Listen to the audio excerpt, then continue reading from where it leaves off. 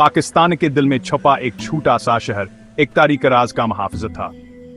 ऐसी जगह जहां कैफ अफजा में इनकही दास्तानों की बो घली हुई थी और साए मामूल से ज्यादा देर तक ठहरते महसूस होते थे। शहर के बासी हमेशा से जानते थे कि हजमीन मुख्तलिफ है, वहां से अपने हड्डियों में महसूस कर सकते थे एक खन की जो जमीन से हैरे सत्ती हुई आती थी। फिर भी जब एक अमीर जमींदार ने वो प्लाट खरीदा तो उनकी इंतबाह को नजरानंदाज कर दिया गया। मुनाफे के लालच में अंधा जमींदार उनके खौफ को तो हमात समझ कर ठकरा देता है।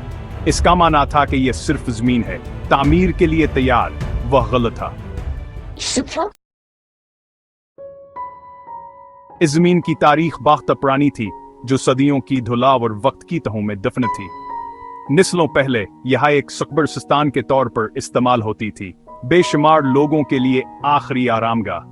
वक्त के साथ साथ निशानात मट गए, यादें धंधली हो गईं और कब्रिस्तान आंखों से उछल हो गया, जमीन निगल गई। लेकिन ऐसा लगता था कि मुर्दे कभी नहीं गए। अन की तवानाई इनकादिक वहीं रहा, इस जगह के ताने बाने में रच बस गया। जब तमीर शुरू हुई तो पहली सरगोशियां शुरू हुई। मजदूरों ने ठंडे मकामात, हवा में सुनाई देने वाली बेजान आवाजों और गायब होने वाले औजारों के बारे में बताया जो नामुमकिन जगहों पर दो बार हिनमुदार होते थे। ईंट से ईंट जोड़कर घर जमीन से उठता गया, मुकद्दस जमीन पर एक नागवार मेहमान। नई जिंदगी की ख्वाहिशमंद फैमिलीज नए तामीर शुदा घरों में मुंतकिल हो गईं। इन्हें इस बात का इल्म नहीं था कहान के पैरों के नीचे की अंधेरा छिपा है। इनकी आबदाई खुशी वाज़ेह थी। तंग गलियों में बच्चों की हंसी गूंज रही थी और खिड़कियों से मुसालहों की खुशबू आ रही थी। एक लम्हे के लिए जिंदगी नारमिल पुरामीद महसूस लेकिन जमीनान के साथ आप भी खत्म नहीं हुई थी। असल खौफा भी सामने आना बाकी था।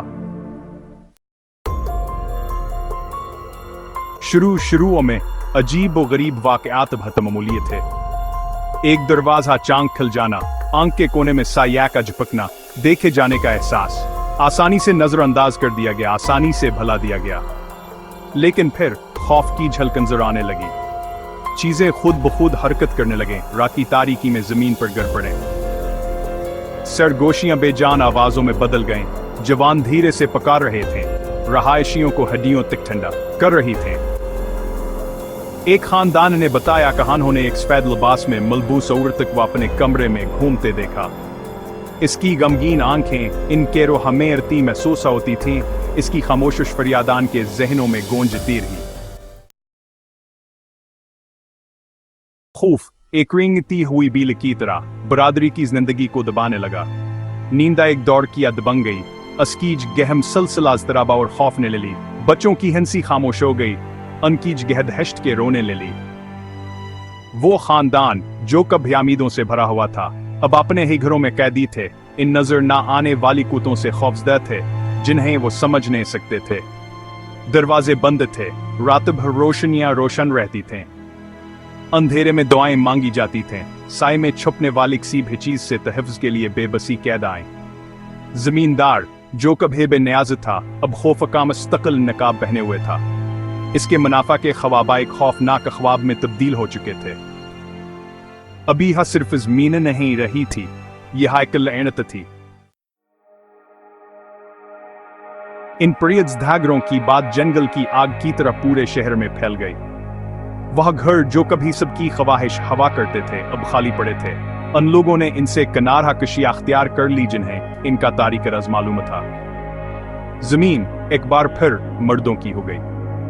आज तक वह घर बाकी हैं, उन लोगों के साथ की गई बेहरमती की याद दिलाते हैं जो नीचे आराम कर रहे हैं। एक सख्ताना तबाह के कुछ चीजें, कुछ जगहें बेहतर है कहानी उन की हालत में छोड़ दिया जाए। इन वाक़ात ने शहर पर एक अनमट निशान छोड़ा, अस गैर मर्ई दुनिया का एक खौफनाक सबूत जो हमारी समझ से बाहर मौजूद है।